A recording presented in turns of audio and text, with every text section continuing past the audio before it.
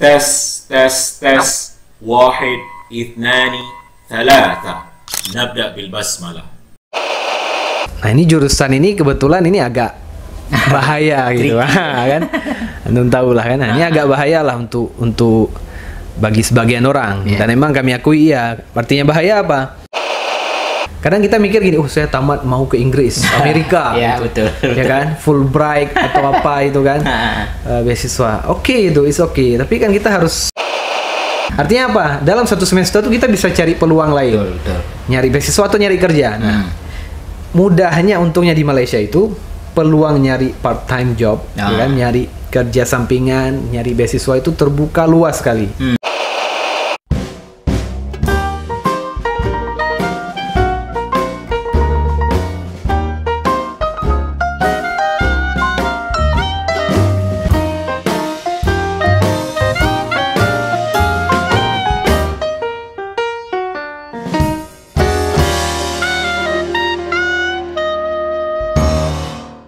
Bismillahirrahmanirrahim.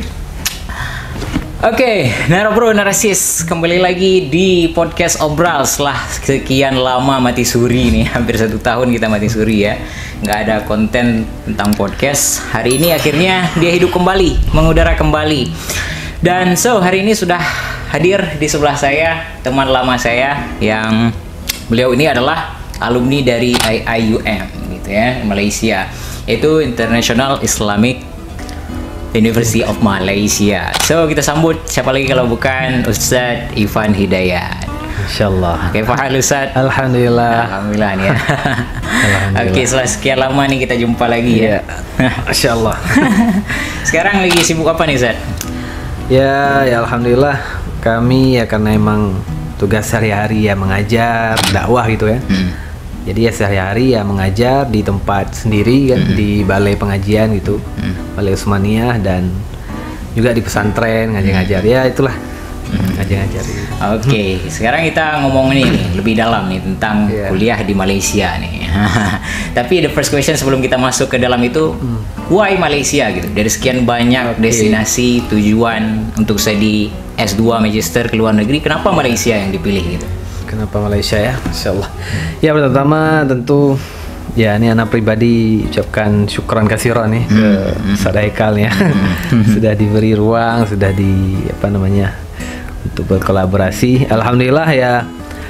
Sebenarnya kenapa Malaysia? Ini pertanyaan yang menarik juga ya. Banyak juga yang bertanya tentang itu. Pada dasarnya sebenarnya kami ini keinginan untuk kuliah luar negeri, kuliah luar Aceh lah. Itu sudah sejak lama itu kan, sejak santri kan. Karena emang cita-cita dari dulu sejak di pesantren itu kepengen keluar. Ya merantau lah, kita sering belajar di Mahfudhor kan, Safir Tajid Ramadan gitu kan. Jadi tempat emang sebagai penuntut ilmu ya kita merantau lah.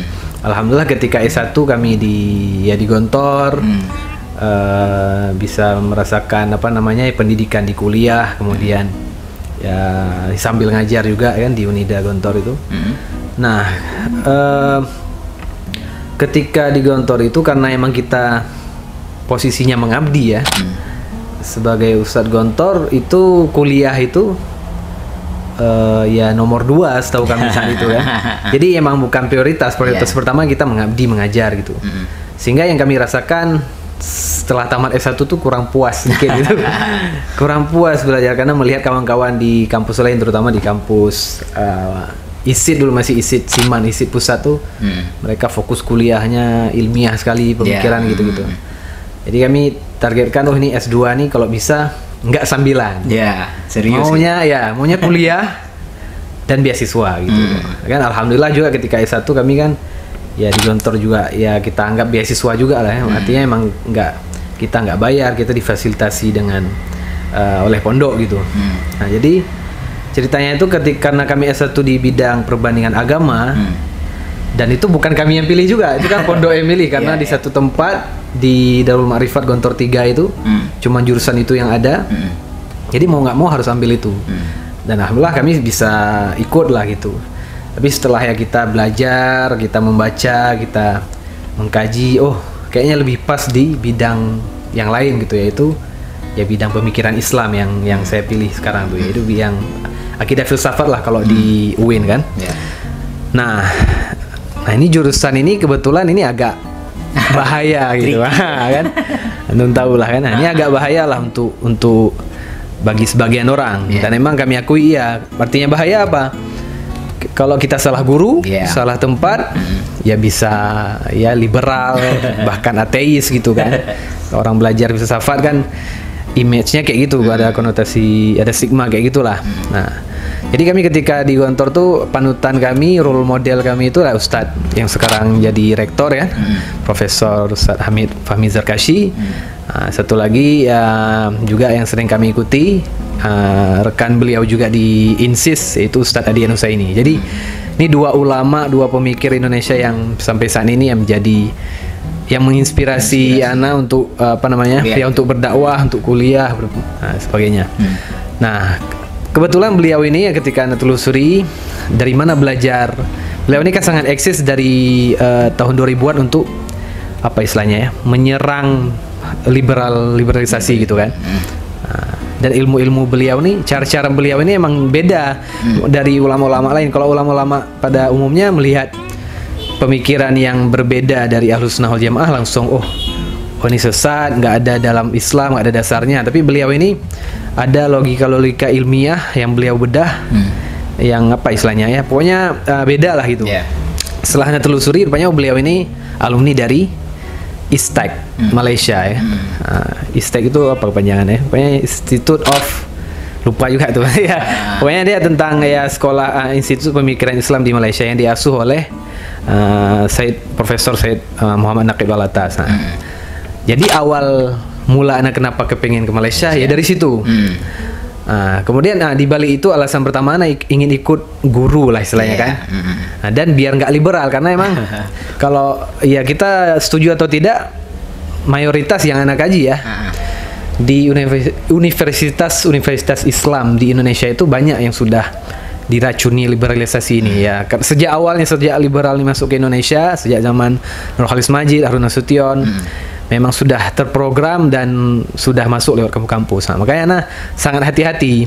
Jadi kami disarankan juga oleh Ustadz Hamid itu dulu ketika sebelum tamat, kalau emang mau tekuni bidang ini, bidang usuluddin, ke luar negeri, jangan ke Indonesia.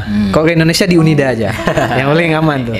Kalau di luar negeri ya di Pakistan, di Malaysia, di Timur Tengah gitu. Kalau di Barat ya itu hati-hati itu ada lain cerita lagi ya. Nah, jadi itu alasan pertama anak ikut guru ya. Alasan kedua, karena anak S1 itu bahasa Arab skripsinya ya kan. Jadi anak pengen S2 tuh full Inggris. Emang saya cari yang bahasa Inggris, cuma karena bidang agama ya. Kita belajar agama pakai bahasa Inggris tuh di mana gitu ya kan. Capek juga itu. Kita belajar di Barat tuh kan sama orang-orang orientalis, orang bule, walaupun mereka paham Islam tapi mereka kafir tetap kan. Jadi ketika yang telusuri yang pas ya di Malaysia lagi itu ya. Disitulah. Kemudian jadi intinya anak ikut guru, kemudian kepengen yang bahasa Inggris lah kan di situ. Dan nah banyak juga yang apa istilahnya ya, menyentil istilahnya. Nah, kenapa harus Malaysia, kan dekat kali, sama aja gini-gini apa kan. Banyak juga kita yang lebih baik di dalam negeri. Nah sekarang ini yang kembali lagi ke, kalau menurut Ana ya, kita milih jurusan kuliah itu memang apa ya, bukan kampusnya yang dilihat, tapi fakultasnya, jurusannya ya kan. Ada mungkin kampusnya akreditasinya A misalnya, universitas apa, tapi bidang jurusan yang kita pilih C gitu akreditasinya. Jadi nah itu kurang tepat, pilihan kurang tepat itu yang Ana pelajari dari kawan-kawan senior. Nah, menurut kami di Malaysia ini untuk jurusan Ana itu yang paling pas. Walaupun dibilang Malaysia, tapi kita di sana belajarnya bukan bahasa Melayu ya, bahasa Inggris, dan kita guru-guru kita prof-profnya juga dari India, dari Amerika, dari Arab ya kan, dari Melayu juga. Karena emang di kampus internasional gitu. Jadi nah itulah mungkin alasannya ya, karena guru ya, karena kepengen emang Inggris dan emang jalan yang pas untuk belajar di bidang ini, bidang pemikiran Islam ini. Nah, kira-kira 3 alasan itu. Jadi menurut Ana apapun sebenarnya kuliahmu di dalam atau luar negeri itu gak masalah ya kan. Ana ingat ada satu kata yang menginspirasi Ana sampai sekarang. Jadi it doesn't matter where you are, but in what direction you are moving. Ya. Jadi nggak penting kamu itu Gimana? di mana, yang penting kamu tahu arahnya mau kemana. Ya. Jadi nggak penting. Ini saya sering anak bilang ke santri-santri kan, karena anak ngajar juga anak-anak SMA kan, anak kelas 6, kelas 3 SMA yang mau tamat. Ya. Sering anak bilang, kalian tamat SMA itu mau kuliah atau kerja atau nggak kuliah itu bebas. Nggak mesti, jangan patokannya sukses harus kuliah, sukses harus. Betul. Yang penting tahu arahnya mau kemana, ya kan? Kan tahulah, misalnya kayak ya orang melihat yang pendiri Facebook, pendiri Microsoft itu kan di drop out itu kan bukan karena mereka ya bodoh juga kan, tapi mereka udah tahu arahnya mau kemana. Ini udah punya mentor, udah mau bisnis gini-gini ya. Jadi ketika udah tahu, wah, mau ke Malaysia ini, ini bidang yang anak mau cari ini loh, pemikiran Islam, anak mau mendalami bidang Islamisasi ilmu. Jadi ketika ada orang bilang, ngapain Malaysia, ngapain ke sini, ngapain ke situ, nah, itu jadi nggak terganggu lagi karena kita udah ada visi gitu. Jadi sebenarnya nggak masalah mau di dalam luar negeri, semuanya bagus untuk masalah kuliah. Cuman ya kita punya pilihan, dan pilihan anak ini ya karena anak punya visi gitu kan, Pak. Itulah kira-kira. Nah, menariknya nih bro Narasis, beliau ini pergi ke Malaysia atau berangkat kuliah ke Malaysia itu tanpa beasiswa pada awalnya. Yes. Ya gitu kan. Betul sekali ya. Jadi nggak bisa, kalau kita bayangin ya, susah untuk bisa berangkat tanpa beasiswa. Jadi antum kok bisa berangkat ke sana tanpa beasiswa gitu? Gimana ceritanya tuh? Oke, kembali lagi ke yang pertama, niat itu, visi kan. Jadi kalau kita udah punya visi, goals, ya kita punya mimpi, ya kita yang bertanggung jawab terhadap mimpi kita kan. Karena emang dari awal pengen ke luar negeri, kepengen kuliah di jurusan pemikiran Islam ini di Malaysia, di IUM itu, yang anak yakin itu tempat yang pas buat anak. Walaupun itulah kita sebagai ketika nyari tempat belajar tuh ya kita survei pasti riset kan. dulu ya. Riset enggak. Ya kalau kita mau ya di sini, tapi ya kalau kita fokus di situ aja, nggak kita cari yang lain, ya nggak dapat gitu kan. Nah, takutnya. Jadi anak survei tempat lain juga, tapi itu opsi nomor 1 lah. Nah, jadi 2017 anak pulang dari Gontor, sempat ngabdi ngajar juga di Al-Falah, di Bali juga kan. Kemudian ya anak survei itu, anak tanya kawan-kawan yang sudah di Malaysia itu. Jadi pada dasarnya gini, saya mau nyari beasiswa atau mau kuliah kemanapun, ke luar negeri terutama ya. Yang paling penting emang kita harus tekun nyari informasi. Jangan sampai kita apa istilahnya statis aja gitu udah. Tinggal tunggu kabar, jangan bisa. Kita nyari. Karena cara itu ya banyak sekali kita. Banyak jalan menuju Roma istilahnya kan. Emang banyak sekali cara. Kadang di luar ekspektasi kita, di luar prediksi kita. Jadi anak nanya ke satu kawan, dia bilang, "Oh, gimana cara di sana?" "Oh, anak beasiswa LPDP, sana itu masih ada LPDP." Oh, dari bilang LPDP udah kebayang tuh, ini prosesnya bisa setahun kan. Habis juga nih waktu nih. Jadi anak cari beasiswa. Jadi anak memutuskan untuk tidak ambil beasiswa yang apa ya, yang panjang kali prosesnya. Kayak LPDP. Anak sempat coba juga, cuman kalau anak mikir banyak kali habis waktu gini ya. Akhirnya ya anak sempat ikut kursus juga kan, kursus IELTS sebentar. Nah, kemudian anak tanya lagi ke beberapa orang dan berakhir ke orang yang sama anak nanya di tahun sebelumnya. Nah, jawabannya agak beda gitu. Apa mungkin sudah rezeki ya?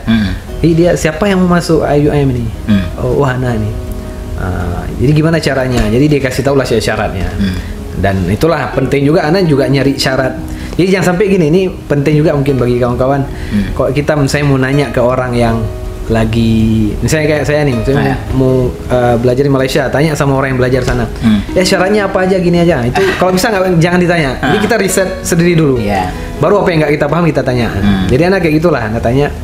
Ini dari 10 syarat misalnya kan.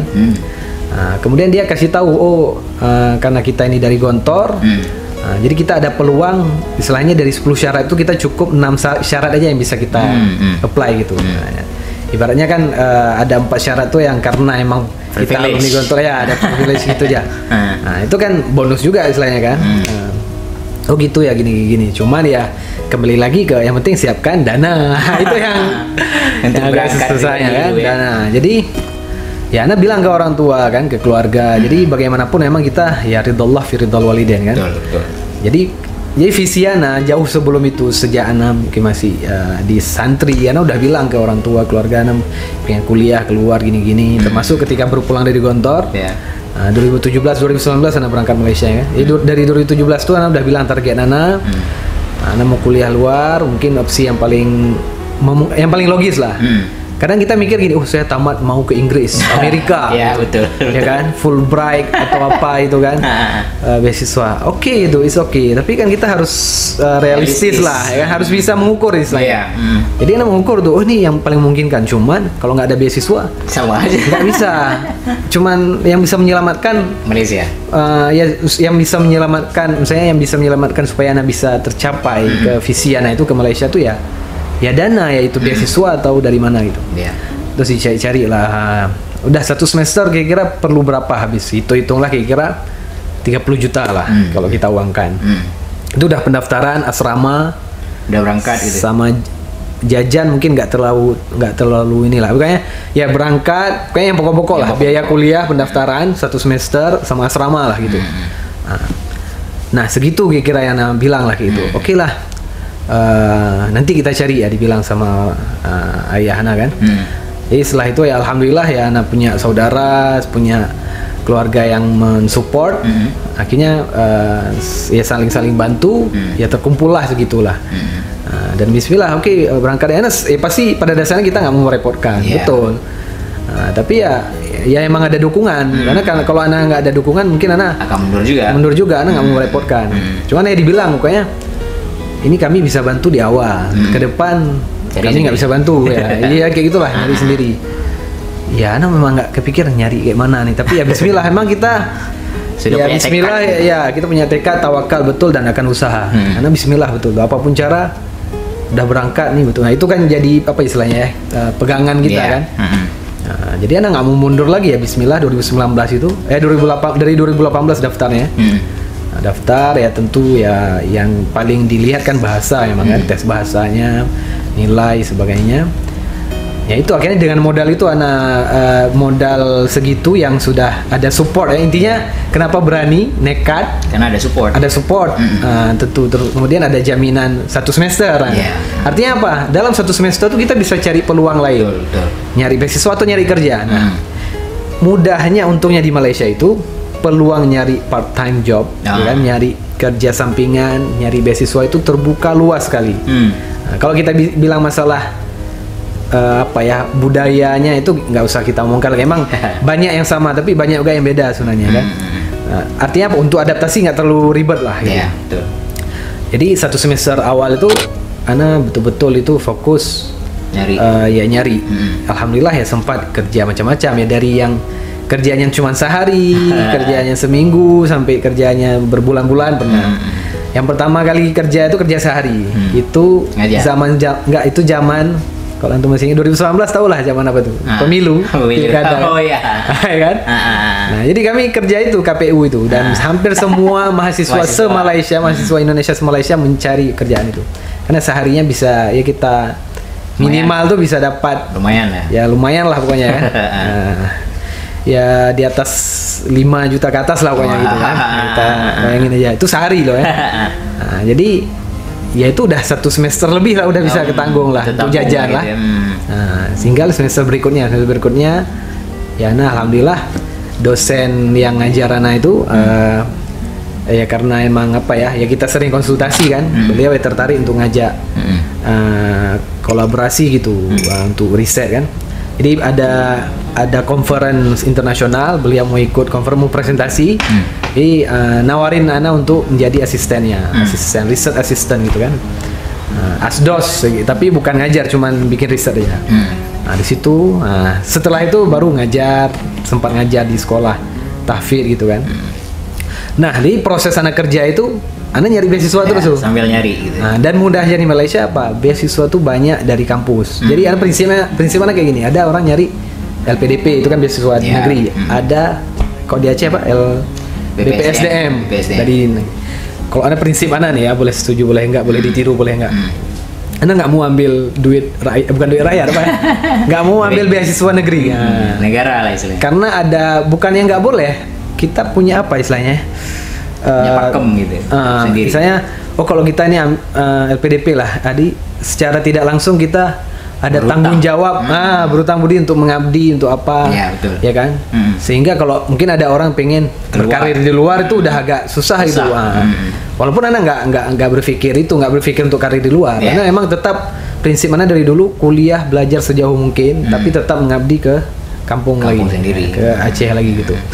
Nah, jadi saat itu nyari itu macam-macam dan dilemanya saat ini kita tuh kan bidang agama ya. Iya betul. Ini nyari beasiswa bidang agama tuh susah sekali. Itulah Indonesia ini mayoritas Muslim, tapi kalau antum lihat LPDP beasiswa macam-macam termasuk BPSDM, yang jadi prioritas itu bukan kan orang ngasih beasiswa ada jurusan prioritas ya. Oh ini beasiswa ini prioritasnya jurusan ekonomi, jurusan kedokteran. Nah, rata-rata itu kelautan apa. Jadi ada prioritas ini dulu nanti baru dikasih yang lain. Jadi agama tuh bidang agama dulu masa Ana ya. Itu nggak jadi prioritas dan bahkan nggak ada di list itu. Jadi ini kayak mana? Jadi agama apa yang dianggap nih ya gitu lah. Jadi agak teas, agak putus asa gitu. Termasuk di Malaysia ada juga kayak gitu dari pemerintahnya kan ada Malaysian scholarship lah. Itu gede juga itu kayak LPDP-nya di Indonesia mungkin ya. Susah tuh dan alhamdulillah pada akhirnya nyari-nyari sedikit. Untungnya di kampus sana tuh ya kampus yang Islamisasi emang ya, dia emang misinya sesuai dengan apa yang Anda cari dan sangat mendukung untuk bidang-bidang agama. Dapatlah dari nama beasiswanya IUM Sejahtera Award. Ya, emang sejahtera namanya Sejahtera Award. Dan di situ memang dikhususkan emang prioritas semua jurusan emang kan, termasuk bidang agama gitu. Ada lagi yang satu bidang agama khusus tuh Abu Sulaiman Scholarship gitu. Itu emang khusus bidang agama dia. Nah, yang Anda cari ini IUM Sejahtera Award itu mungkin yang berat, misalnya syarat beasiswa pada umumnya itu emang ya pasti nilai, kemudian surat-surat bahasa lah apalah gitu kan, apalah itu statement letter itu kita nulis surat motivation letter yang standar gitu. Cuman yang berat, yang bikin berat orang nyari beasiswa yang Anda cari ini adalah dinilai. Jadi minimal IPK 3,67. Dan alhamdulillah saat itu IPK Anda pas gitu. Dan itulah emang karena emang dari ini catatan juga semester awal Anda dapatnya di semester 3 itu baru. Di semester 1, semester 2 Anda betul-betul fokus. Ini harus nilai tinggi. Karena kenapa? Kita mau nyari beasiswa dari kampus. Nilai harus tinggi. Jadi jangan sampai terpengaruh gini. Ini kan kalau lihat YouTube, apalagi kan banyak nih kuliah nggak penting, IPK nggak penting. Oke, itu betul, IPK nggak penting. Tapi kalau misalnya kamu nyari beasiswa, itu penting. Kamu mau lanjut kuliah itu penting. Kalau mau bisnis mungkin ya nggak kepake. Mau jadi artis FTV, IPK nggak kepake ya kan. Tapi ini makanya harus tahu arahnya mau kemana. Ini visi anak betul-betul nih dari awal anak kuliah ini penting nilai. Jadi anak betul-betul belajar sampai dapat ya nilai ya lumayan lah kan. Alhamdulillah dapat segitu dan kita ikut dan bukan syukur juga ya karena musibah corona itu kan. Jadi nggak interview langsung, kita interviewnya disuruh rekam. Jadi dikasih list kuesionernya ada misalnya kayak standar beasiswa, jelasin tentang diri Anda, apa motivasi Anda, jurusan apa, kontribusi sebagainya. Ya, jadi rekam sendiri itu rekam tuh. Nah, mungkin ya karena rekam jadi kita bisa konser kan. Alhamdulillah dan di samping ya tapi mau nggak mau ya nggak semudah itu juga karena kan bahasa dilihat juga kan. Nah, jadi berkat itu alhamdulillah ya dapat dari semester 3. Ketika dapat beasiswa akhirnya semua kerjaan itu anak tinggalkan. Karena emang anak mau fokusnya karena sudah masa menulis tesis ya. Jadi jangan sampai ini udah misalnya secara finansialnya udah aman tapi ya kuliahnya malah enggak kerja. Karena ini juga sudah ada penyakit nih yang Anda dapatkan dari senior juga ketika pertama merantau kan di Malaysia. Mahasiswa tuh dua yang bikin nggak selesai kuliah. Pertama banyak main, kedua banyak kerja. Ya, betul. Banyak main banyak kerja. Nggak salah main, kita butuh refreshing, game atau jalan-jalan. Ya kan, nggak salah kerja juga kan ya, kerja kita nyari duit untuk menutupi ini kita. Tapi masalahnya kalau kebanyakan dan lupa prioritas gitu. Jadi anak pegang juga itu. Ketika udah masa nulis karena keinginan dulu kan satu nih terlalu sibuk ngajar nggak sempat kuliah nomor 2, ini kuliah harus nomor 1 nggak mau nomor 1. Nah, jadi ya gara-gara itu alhamdulillah bisa dapat. Jadi prosesnya gitu. Jadi anak nekat yang support. karena ada support tentunya, dan ya optimis dan betul-betul kita berusaha. Dan alhamdulillah dengan usaha, doa, dan Ana ingat juga ada kata Ustadz Ana di sana, ya akan ada selalu jalan untuk penuntut ilmu, ya kan. Pokoknya kita menuntut ilmu, jalan. Ada orang dapat berkahnya dari beasiswa, ada dari kerja, ada dari ya macam-macam lah. Nah, jadi pintu rezeki itu banyak lah. Udah punya jalan masing-masing. Ya udah punya masing-masing. Dan emang kalau Ana pun nyari beasiswa pun walaupun udah dapat nggak berhenti juga nyari juga yang lain. Alhamdulillah ada beberapa beasiswa yang bisa Ana dapatkan gitu kan. Jadi kira-kira sampai situ. Intinya semesta mendukung lah ya. Sampai ke IPK juga akhirnya pas Ya, sekali alhamdulillah. gitu ya. Alhamdulillah. Kurang sedikit aja nggak? Iya, nggak jadi kurang. Iya, apa ini maksud kamu ya dimarahin dengan kata-kata yang Kurang ini ya pantas kurang lah. pantas macam-macam gitu kan. Terus yang bikin Ana terkesan, pertanyaan terakhir kata-kata terakhirnya pasti gini. Ya hidupnya. Pada dasarnya emang ada orang bilang, banyak yang bilang, mahal ya di sana. Betul sekali jawabannya.